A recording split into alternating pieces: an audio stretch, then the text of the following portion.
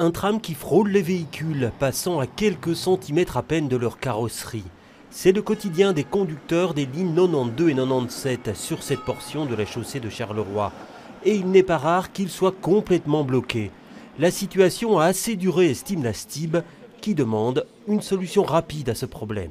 On compte plus d'une centaine de blocages rien que pour cette année 2017 et elle n'est pas finie. Donc effectivement, quand des voitures sont mal stationnées, le tram est bloqué, ça bloque le tram, ça bloque surtout tous les voyageurs qui sont dans le tram et tous les voyageurs dans les trams qui suivent. Donc c'est vraiment un gros problème pour nous. Parmi les options, raboter le trottoir de 30 cm sur cette petite partie de la ligne. C'est cette proposition qui est soumise à l'enquête publique. Mais la région vient de la suspendre à la demande du ministre de la Mobilité. Il souhaite que d'autres options soient étudiées, comme par exemple la suppression d'emplacements de parking.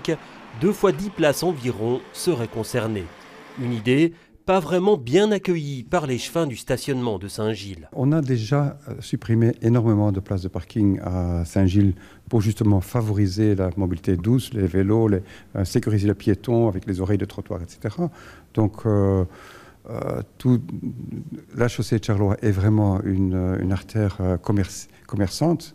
Et donc les commerçants ne vont pas être très heureux si on supprime encore des places de parking. Donc il faut voir quelle est la meilleure solution objectivement.